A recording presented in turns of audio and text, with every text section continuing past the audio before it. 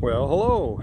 We're going to go through the exercise of using an electronic transit or an electronic theodolite to turn horizontal angles today. So we start off by needing the necessary equipment. And so for this exercise, we only need the tripod itself. We've got a plumb bob, and right down here, sitting right over top of a nail, I positioned that thing. So the wind is blowing it around, but it's pretty close. And there's no instrument on here yet. It's best to set up your tripod and get it as perfect as you can before you ever put the transit on top of it. Getting the top of this thing as level as possible in two different directions. Okay, so now I've already taken the transit, the electronic transit, and put it up on top of the tripod.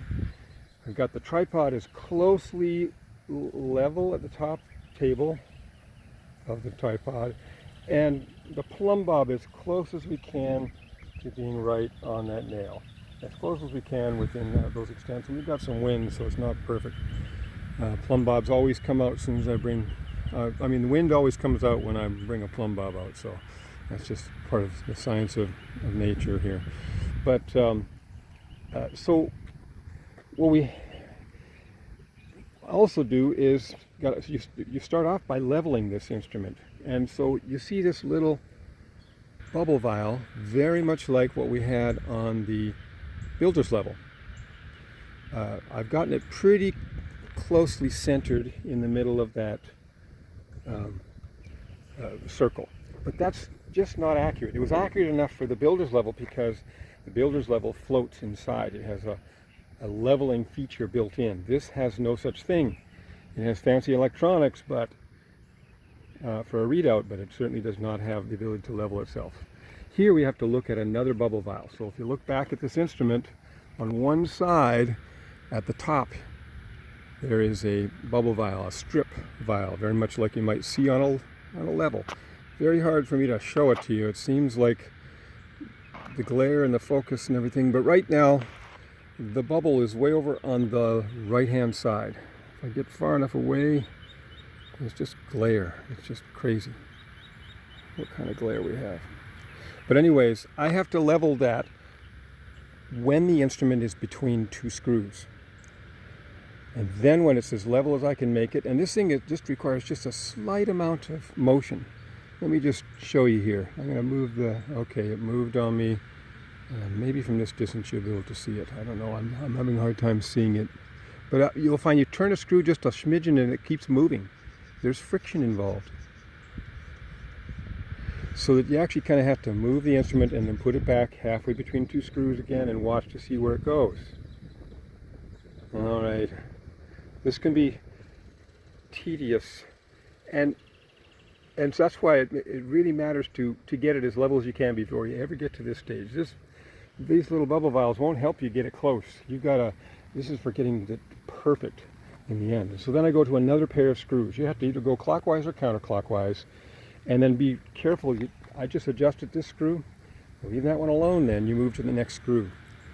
And I'll go and adjust that bubble vial. And it's moving, it's still moving, still moving. It does just a little bit of a turn, it doesn't take much. So what I found in class is that students tend to take a long time. 30 minutes to adjust one of these things. And if they're really screwing up, longer than that. It can take a lot, Okay, got that level, and you got to keep going around because what you do affects things again. So now it's slightly off, so then I'm going to tweak it a little bit.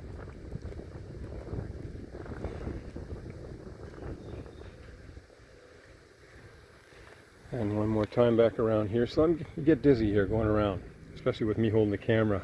Get motion sickness, huh? Once the thing is level, then we can move on to the next step. Okay, so now I've got the instrument leveled off. I've got the plumb bob down there next to my trusty coffee. And I've got, instead I've used the optical plummet here, peeping through that hole. The outside screw is for you to see the crosshairs in there. The outside bigger screw on the outside here is for actually adjusting the focus when you're looking down on the nail. And so I can try all I want, you're still not going to see anything through that little hole. And I don't have anything to even allow you to see through this lens here. So it's still got to use your imagination here. But there's kind of a bubble crosshair kind of affair inside of this thing. There's crosshairs on this guy here. Simple crosshairs, not like the weird one that had a Y in it in the builder's level. The instrument is leveled out now, and I've got it pointing directly at a nail. So way over here at the other end of this property, you might see a little orange nail showing up. Yeah, I get my steps in and do the video all at the same time. So that nail right there. Hello. And so that's what we're going to be sighting. And that's, I know from experience, you've got kids to deal with here too, from experience I know that is the property pin, because I found it and dug it up, and so I just put my nail beside it. So what I'm going to be doing is sighting this thing exactly over top of that nail, vertically. I care about the vertical crosshair, because then we're going to turn this horizontal angle over to what I have up the hill here next to that fence. You might see some yellow right up here. Okay, so that's close enough. So you see the nail there, and so that's in line with the property. So what I'm going to do is turn and measure that angle. So remember, on these controls, yes, this was the optical plummet. This locks it from turning from side to side right now. So I've got it locked right now.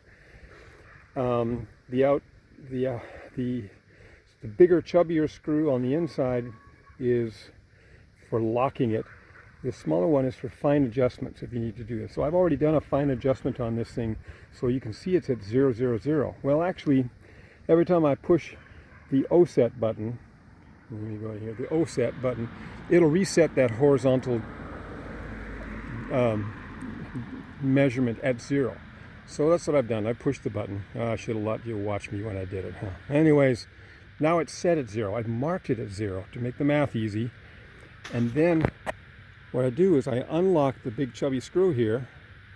It's already sighted right on the thing. I've done, just to point out, this adjustment right here on the barrel is for your prescription and your eyes, and then this black part on here on this particular device is how you focus on the nail. So I've got it focused and pointed, and then when I loosen this chubby screw here, now I can spin freely. Yeah, spin freely.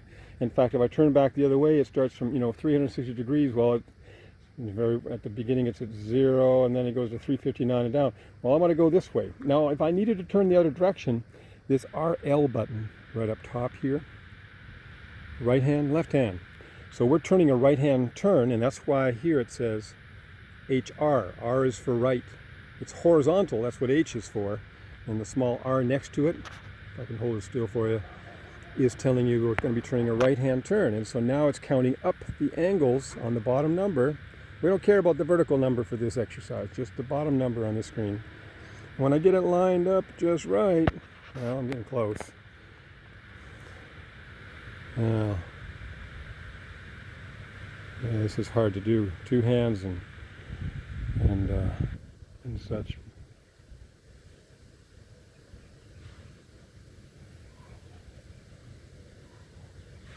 Let's see here. I'm adjusting it right at 90 degrees, because in this case my property is 90-degree turn. And so what I end up with, as close as I can get on camera here anyways, if I sight through here, I'm looking right at that. I can tilt the barrel down a little, or up a little bit for this one. And you can't look through there, but I can. And I can see I'm bullseye in the center of that nail, and it's 90 degrees. Well, almost. If I go in and do a smidgen of an adjustment here, smidgen of adjustment. Doesn't take much. You breathe on it the wrong way and it moves. But anyways, you'll have to take my word for it. That's how we turn an angle with one of these instruments. Well, then there's nothing left to do but have some more coffee.